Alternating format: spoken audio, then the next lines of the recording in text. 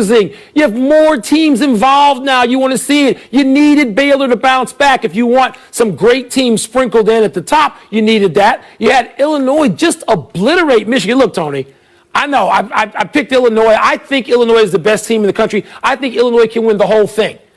But I wasn't expecting that. And I'm not gloating about it because my man, Juwan Howard, he's from a place called Illinois, too, like the south side of Chicago. That whole thing was good theater. And I know you thought it was good theater because it stunned you last night. I could see from your text to me. So, Tony, it made it so much more fascinating. Don't you agree? Here's the one thing I'm sure of right now. I am sure that this tournament is Gonzaga's to lose. Okay, they are the only unbeaten team left out there. I had Pat Forty of Sports Illustrated on my podcast this morning, and Pat said Gonzaga is the best offensive team in the entire country, and this is the best Gonzaga team that Mark Few has had. Other than that, what am I sure of? In a very odd way, Mike, to me what happened yesterday gives a little bit more clarity than you think it does, because now we're back to where we were for about 10 or 12 weeks. Gonzaga, Baylor, okay, and under that, we don't really know. Like Illinois, I know you love Illinois because everybody on the team, I guess, grew up in your neighborhood. Well, but Illinois has Illinois has 6 losses.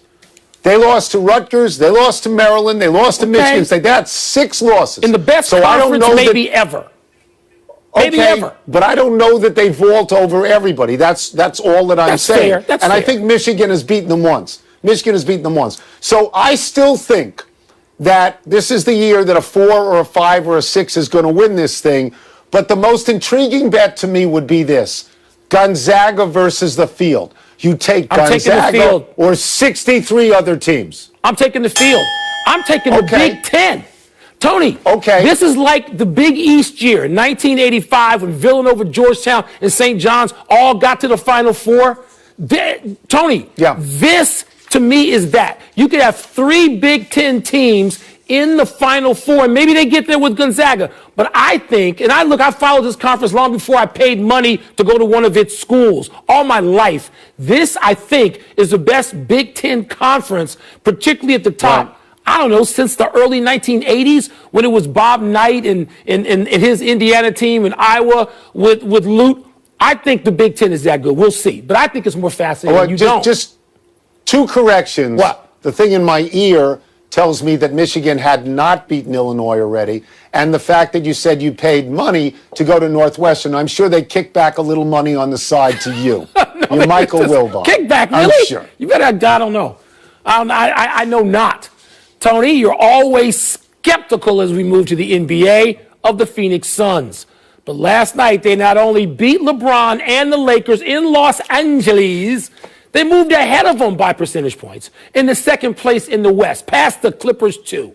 It was the Suns' 15th win in their last 18 games, and they did it with Devin Booker thrown out down the stretch, ejected in the third after being whistled for a second technical foul. Be honest, Tone. Aren't the Suns starting to convince you they are for real? I am put in this position on a regular basis, if not on a daily basis. You obsessively watch the NBA. You know that I don't. You see a team bubble up, win 3 or 4 in a row, and you go, oh, you don't respect them. This is a total false narrative. This is total fake news. Not this one. Oh, you don't respect them. Not this one. 2 years away from being 2 years away. I'm going to get to this. All right. I'm going to get to this. All right. You've done it this year with Utah. You're doing it now with the Knicks. Now, there is some reason to do this to me with Phoenix, because indeed, I have said that they are 2 years away from being 2 years away for a long time. Yeah, like 5 years. But, and there's always a but in the story. There's always a but.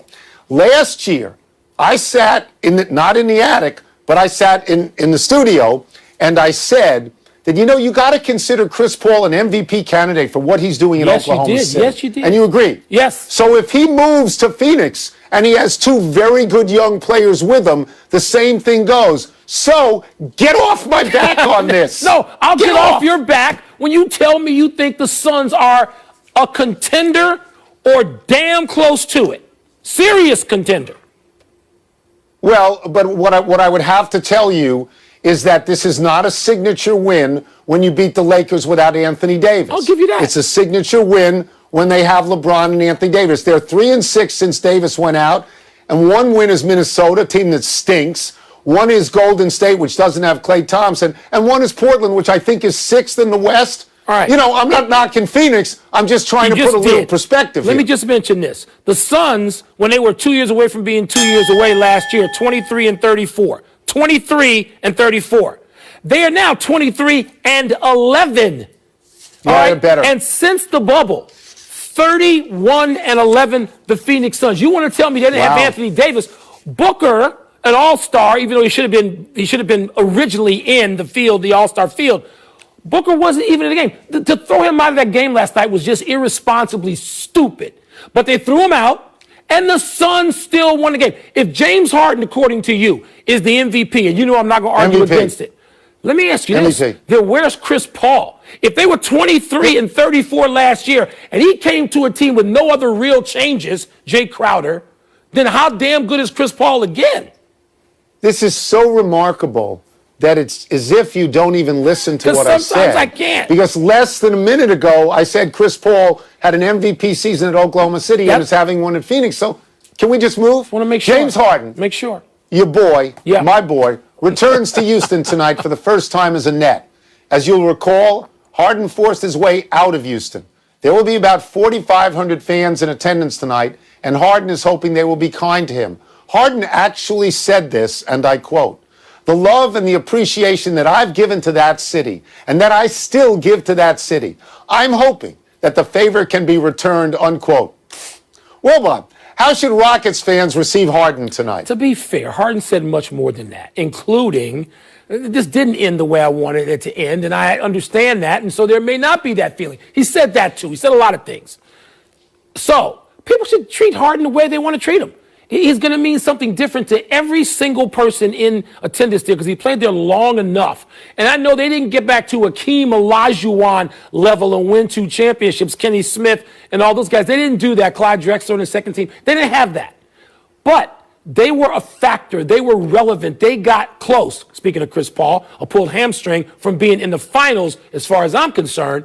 So some of them will boo him because they think he left in a shoddy way. Some will cheer him. Some will cry because kids who grew up on James Harden, that's somebody that they love for their parents to pay for them to go see. They should cheer him. So you do what you feel. There'll be all kinds of reactions to James Harden. They will boo him. They should boo him. He left badly. The last impression is the most important impression. He could not wait to get out of there. He did not play hard when he played for Houston this year. Nowhere near the level, the MVP level he's showing for Brooklyn. And they can't boo J.J. Watt, and they can't boo Deshaun Watson. And sports in Houston is a sinkhole, and they're going to take it out on James Harden. And that is exactly what's going to happen. You're bringing your I-95 sensibilities to a place that doesn't operate that way. How much you want to bet? Let's bet your attic. And if you lose, you got to come out and do your show naked in the street, cold and shivering. No, we're not going to do that. How stupid is that to say they're going to boo James Harden, all of them? They're going to boo him, and they should boo him because of the way he left. We're starting the show with this tomorrow. I'll wait. No, go ahead. We're starting the show tomorrow with this. You know, Russell Westbrook was there for an hour. If he wanted to leave, that made sense. James Harden was there for 8 years and then said, "Get me out of here in a hurry." He was the an owner, MVP. Tillman Fertitta has said that he's still a Rocket. He ain't a Rocket tonight. And I'll tell you something else. If he wins a ring with Brooklyn, they're not going to retire his number in Houston because he didn't win any rings in Houston. It's revisionism to think that this is going to go smoothly. That's all I'm suggesting. I didn't say smoothly, Tone, but it's going to not be anywhere. Tony, it'll be at the worst 50-50, and it'll probably be better than that. You are bringing your New York, Philly, Washington, Boston sensibilities to a place that is not that. Santa Claus doesn't get booed everywhere. He gets booed on I-95. James Harden is not going to get trashed tonight. He's not. Where have you been? We'll see. Because one of the things they can do, now that the governor of Texas said this, is take off their masks. They can take them off and boo. Okay. Let's take a break. Coming up, this last night's loss put Duke out of the tournament Well, you field. got them in the tournament field, so how are they now perhaps out? And after so many struggles, are the Celtics back on track? We're starting with this tomorrow. You better And hope I think he's the MVP. I think the guy's the MVP. I do. Yeah, but this is a separate issue. He left. The interruption is presented by...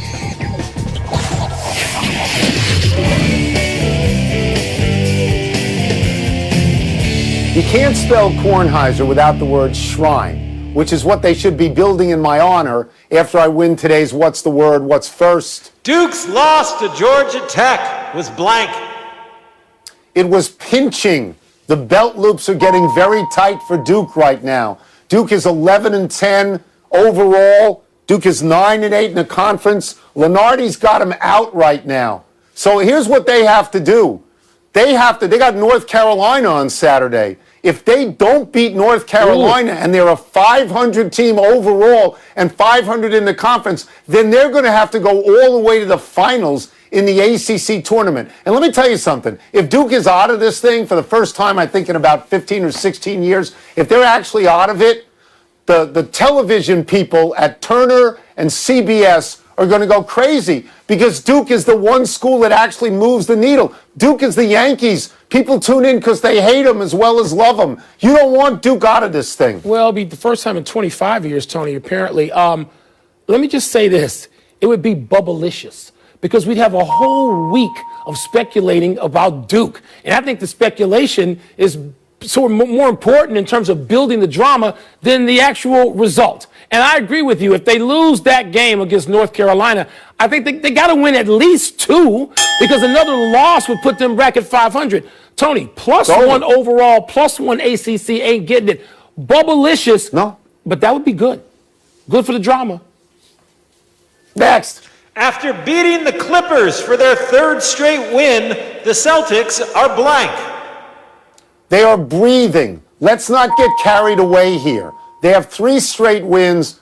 Indiana is one of them. The Wizards, one of them. Their team's under 500, if I'm not mistaken. And they just beat the Clippers without Kawhi Leonard. So I don't know how great a win that is at this point. I think the Celtics are now 18-17. I want to get the teams right because they're in a big bunch, right, with the Knicks, the Raptors, the Heat, and the Hornets. At least Kemba Walker has been better lately, Mike. In the last 6 games, he's averaging 24 points a game, and he's shooting 46 from 3 if you take away as an outlier the 1 for 12 against New Orleans. But he looked like he was done. So they're breathing, but they're not. I wouldn't be betting on them right now. I'm not betting on them yet either, Tony, but I'm going to go one step above that. I'm going to say recovering.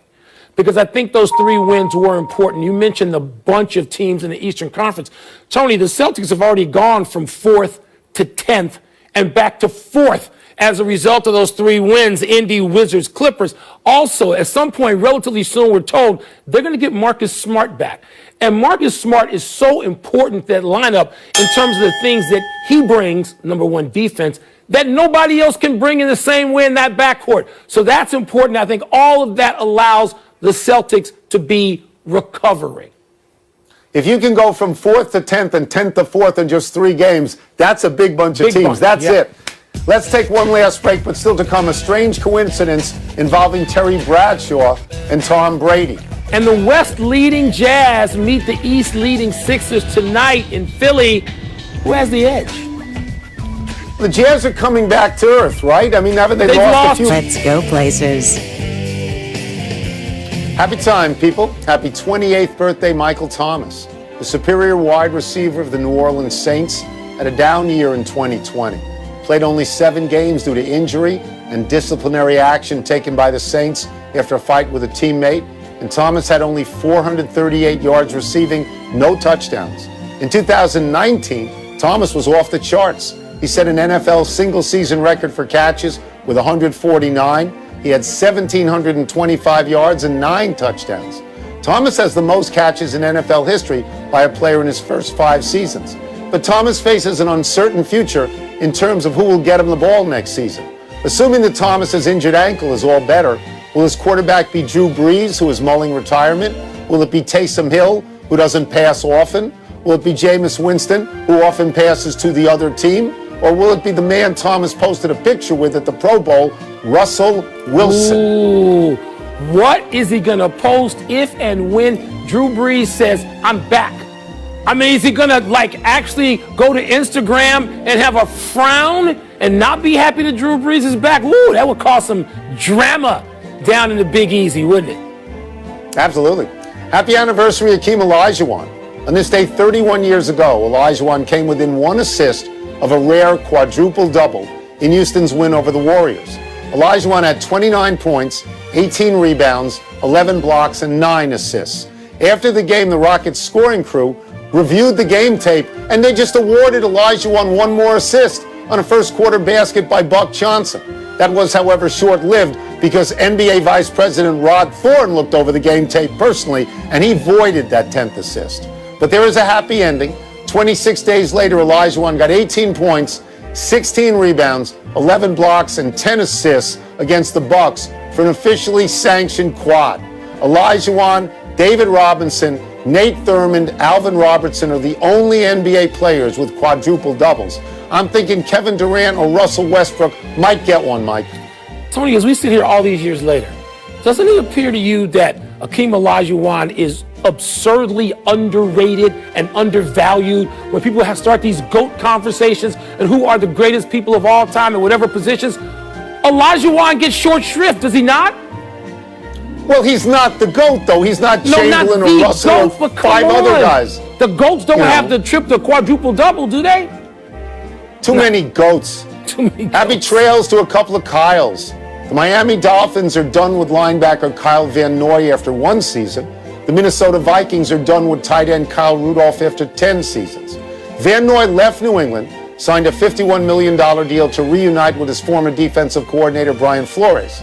Van Noy, 29, was voted captain in Miami. He had a career-high 10 tackles for losses. Van Noy described himself as, quote, surprised and disappointed, unquote, by the Dolphins' decision. Rudolph, a Pro Bowler, said it was a privilege to play for the Vikings. He thanked the fans and expressed regret he could not deliver a Super Bowl. Rudolph had 453 receptions and 48 receiving touchdowns in Minnesota. It is being reported that the Patriots have an interest in both players. Patriots tight ends caught only 18 passes for 1 touchdown this past season. I always thought Rudolph physically, facially, looked like a Viking. Seems to me he ought to stay right in that division. He could find work and some retribution. Doesn't need to go to New England. Yeah, but if you go to New England, you're going to play all the time because they don't have any tight ends. Well, they don't have a quarterback either at the moment, but they don't have any tight ends. Makes sense. Let's go to the big finish. Let's do it. On this day in 1983, Terry Bradshaw checked into a hospital for minor elbow surgery under the name Tom Brady. 1983. What do you make of that? People have to Google the real story. It's tremendous. Same initials. But he could have been that Civil War general on the Union Army. There was a Thomas Brady there. Just saying. Jets GM Joe Douglas says the team is still high on Sam Darnold, but would listen to offers. Your interpretation of that? They're not that high on Sam Darnold. No. They want to get not. rid of Sam Darnold. This nonsense. Obi Toppin, Anthony Simons, and Cassius Stanley will compete in the dunk contest. Is that a good field? Because I don't know they're all that. terrific. I think so. Simons, Tony, seems like a guy who can just fly through the air with the greatest of ease, as somebody used to say. Baseball is postponed to start AAA baseball until May. Okay by you? I mean, am I supposed to interpret this that the major leagues could delay as well? I don't know what I'm supposed to make of this. They need fans. They need gate, right? Okay, then let them wait for the fans to come in. Last one, conference leaders Jazz and Sixers tonight. Who you got? Tony, I think you think I always have the Jazz. I'm going with the Sixers in Philadelphia tonight. Keep the Jazz stumbling just a little. We're out of time. Try and do better the next time. And I'm Tony Kornheiser. I'm Mike Wilbon. Same time tomorrow, Knuckleheads. You can get the PTI podcast on the ESPN app or Apple Podcast. And now, here's SportsCenter. I'm going to check in as Tom Brady next time I'm in a hospital. That's great. I'm going to do that. With that see if hat, it works for nobody me. will believe you.